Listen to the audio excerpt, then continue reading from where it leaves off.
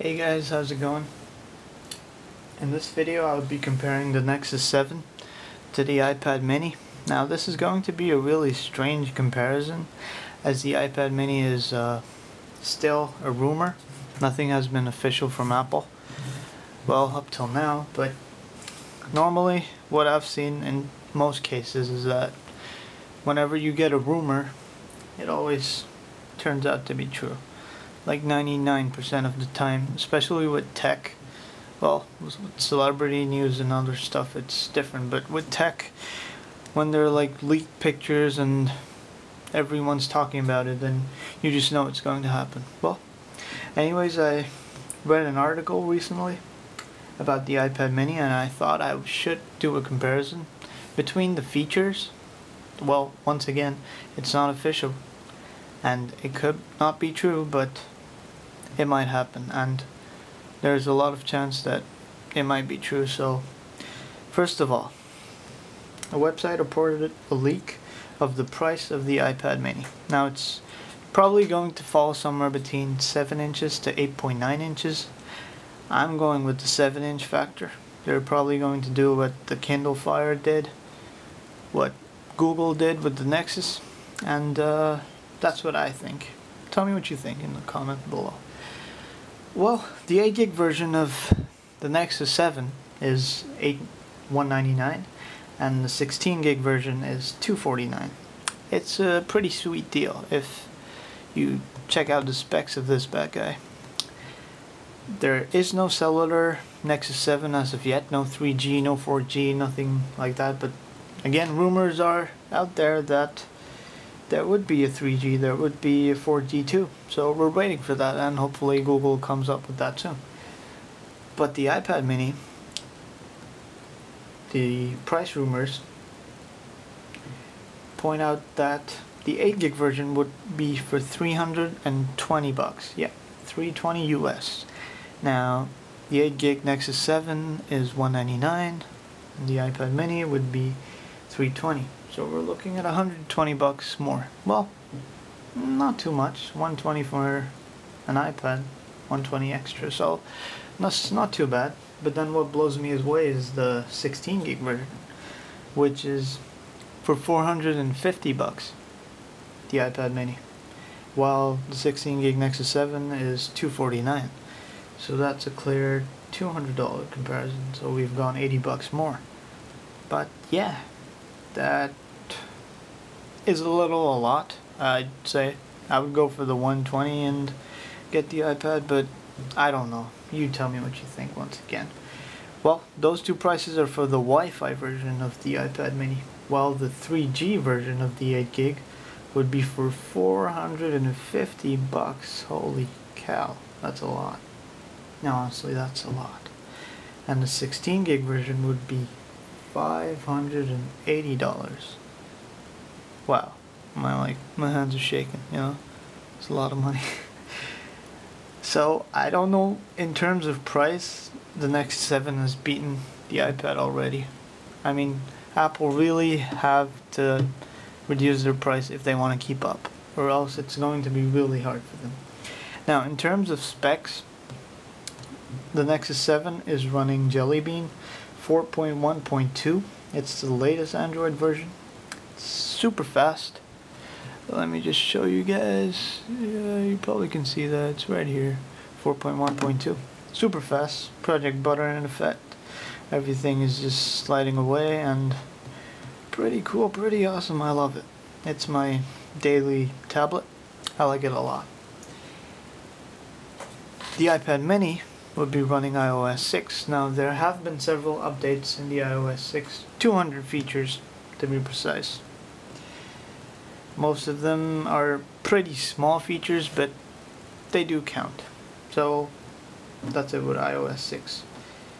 Now they're both going to be different Play stores, different app stores on different, because they're on different platforms.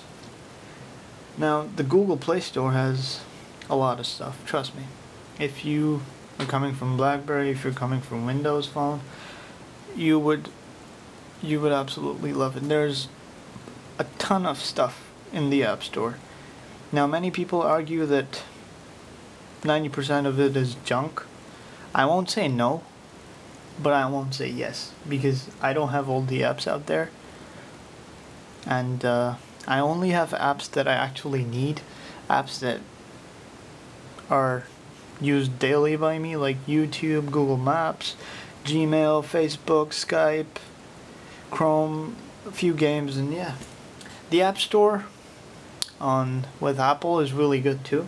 They've got tons of apps. They have the same issue going on as well, like most of them are crap, but yeah, on every platform you will find apps that you essentially need, and that way the ecosystem works for you. And that's it with apps. Now, one of the huge difference when we talk in terms of apps is Google Maps. Google Maps is way better than Apple Maps. I don't need to brag about this. I don't need to go on. I love Android. I have no hate for Apple, but you should have been, if you're using iOS 6, you know what I'm talking about. I don't need to tell you more. Google Maps is better. Period. Now, it has a front-facing camera, so with the iPad mini. But this bad guy has no rear camera. The iPad mini would definitely have a rear camera. I think that's why it's also a lot more expensive. It would definitely have a 5 megapixel, 8 megapixel camera. Apple always set standards, so they would probably put a rear camera. If they don't, then that would be strange, because then why is it so expensive? Well, it's Apple, so you never know. Google Hangouts works on this if you have a Google Plus account, and while Apple will be FaceTime as usual between iOS, different Apple devices, but you can interact with I can talk to someone who has an iPad. Well, we can always use Skype, right? So Skype is a big thumbs up. Give a thumbs up if you like Skype. Please don't give me a thumbs down. Well, syncing has been something more like of a necessity now. As I use my PC, I use a tablet, I use a smartphone. It's really necessary that you can sync your information between your PC, your tablet, and your phone, because it's all your information. You need it when you're on the road, when you're at home, when you're at school. So Google has done a great job. I mean, your Gmail can sync everything. Google Drive is like Dropbox, and basically I can put anything in that. I will make a different video for Google Drive. Once it's up, I'll let you guys know. So yeah, with your Gmail account, your username and password, you can access your files on over here, and on your desktop. So yeah, and syncing goes the same for iPhone, iPad, and a Mac. You can sync your stuff. So we're pretty much on the same. Now Google Voice, Google Now. If we compare that to Siri, like before the iOS 6 update, it was really bad. It was really bad. People didn't like it because it was nowhere near Google Voice. Google Voice was fast. Google Voice was the thing. Google Voice was the in thing, whatever you'd like to call it. But in iOS 6 there have been several improvements. I told you, it's 200 more new features. And Siri has really stepped up the game. I would say if Google Voice was here and Siri was here, now Siri is like here, just like right below it. Well, yeah. And if you're an Android lover, you probably love customization now, don't you? Because I do. I like to move my things around. I like to put apps where I want to put them. I like to put the clock somewhere I want to put it. Well, in the iPad you can't really customize your screen. You can't use things like Nova Launcher, HD widgets, you can't do that. It's like BlackBerry, you know, the same old boring icons on the top, and all you can do is just move one around, and that's it. You can't put widgets or anything. So that's a huge plus for Nexus 7. And well, in terms of updates, it gets update from Google right away. So I got an update like a few days back. I got updated from JellyBean 4.1.1 to 4.1.2, so that was a good job for me. And yeah, the iPad, however, would also get an update, but if you have an iPhone 3G or an iPhone 4 and the latest iOS 6 update came out, you would know that you don't have all the new features in the iOS 6 update. This is really screwed up, as an update should be on all devices. I mean, you should be able to do the same thing, you know, it's an iPhone. But then, you know, device fragmentation comes in, they have to limit it, they have to stop sales, they have to sell what's new, so Apple is doing a lot of that, but nah, Google hasn't been doing that lately.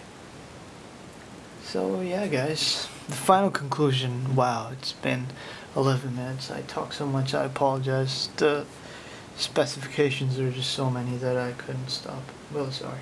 Well, both are really good tablets. The Nexus 7 is definitely cheaper. Really fast tablet. Anything you can do on the iPad, you can probably do it as much on the Nexus 7. And pretty good ecosystem. Play Store is a plus. It's way cheaper. It's a really good tablet. It's durable. It's lightweight. The look and feel is good. It's pretty thin. Yeah. And yeah guys, that's pretty much it. I hope I did a fair comparison. I don't have the actual device.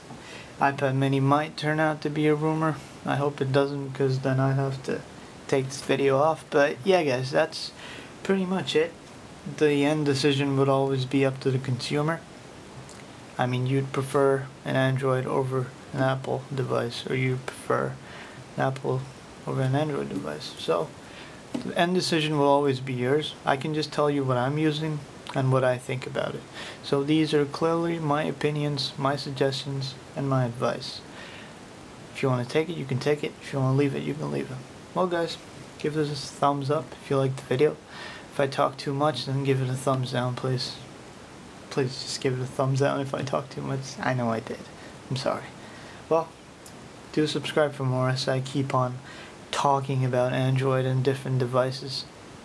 And I also do reviews of apps, talk about upcoming devices. I throw out my opinion out there, throw out what I know, and if you appreciate it and you would like to see more, then please do subscribe. Give this video a thumbs up and comment if you'd like to see anything with the Nexus 7 or my Galaxy Nexus, anything at all. Just let me know in the comment and I'll do it. I'll make a video. I don't care. Thanks for watching again. Peace and take care. Bye bye.